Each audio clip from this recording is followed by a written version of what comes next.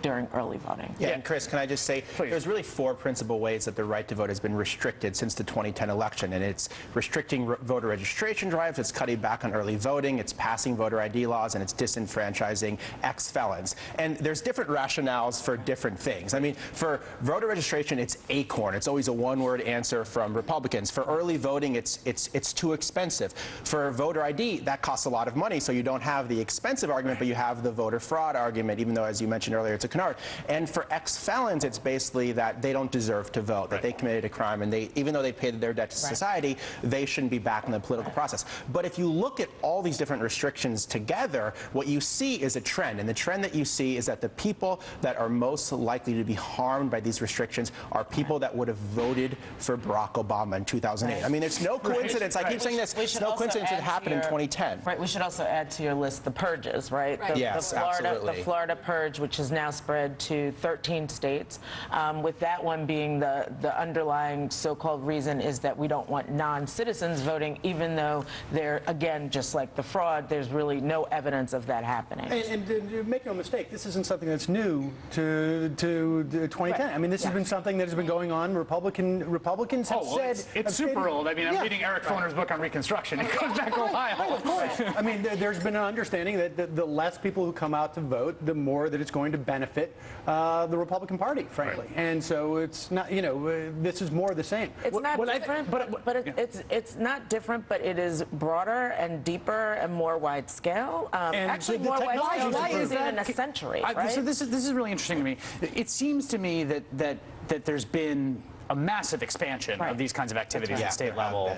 And what is that about? Is that just because the 2010 brought a lot of Republican legislators to power? Exactly. They're empowered to change the rules, right? So instead of having to do the way that it used to happen, which is through intimidation, last-minute misinformation, the robocalls, they now are in a position to change the rules of the game and really be able to stack the deck. Well, and the 2008 election added momentum to Republicans needing to do this because they saw the coalition. Obama turned out the coalition of the ascendant young voters, Hispanics, African Americans. They said, we can't let this happen again. So when they got in power in 2010, it was different than in years past, Sam, because they said, this has to be priority number one. We have to shape an electorate to our own favor because the demographics of the country are changing in ways that do not benefit us as a party. I think we also have to get in here ALEC, because remember that these laws, in addition to there being different people in control of the rules, it also has been that there have been a specific nonprofit, in this case ALEC, that has pushed these laws across the states. So it's a combination of having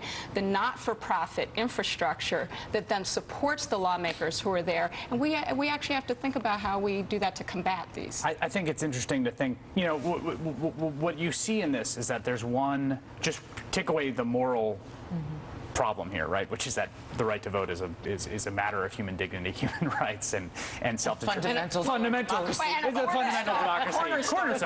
Cornerstone democracy, self-determination. Just throw that out for a second, okay? And just talk about the raw politics, right? There's one political coalition in America. I mean, this is just a fact. I'm not. I think everyone would agree with it. One political coalition benefits from larger turnout. One benefits from smaller turnout. Democrats benefit from larger turnout. Republicans. But what I think is so fascinating in this Ohio case is that when you had the individual county boards of elections, right, making county-by-county policy about early voting, and every county board of election has 2 Republicans and 2 Democrats, if I'm not mistaken.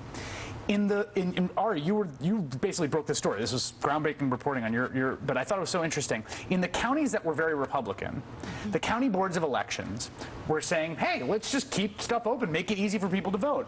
And the Democrats on the county board went along with it, because as a matter of principle, they're pro that. In the counties that were heavily Democratic, the Republicans on those county boards said, nope, no, too expensive or whatever, and that's why we've had this impasse. Yeah, and the backstory of this is that Ohio obviously had extremely long lines on Election Day 2004. Up to 3% of voters didn't vote. That was larger than the margin of victory that George W. Bush won the state. Ohio proved decisive in electing George W. Bush to a second term. So Ohio expanded early voting drastically in the 2008 election. A lot of people used it. It was very convenient. Then in 2010, when Republicans took over the legislature, they cut back on early voting drastically from 35 35 days to 11, and again banned it on the Sunday before the election. Then that was so unpopular that there was a huge drive to create a referendum on this law. It was subsequently repealed by the legislature. They repealed their own law, except they banned early voting still on 3 days before the election. So county boards had some discretion in terms of how they could implement the early voting hours now that the law was back in their hands.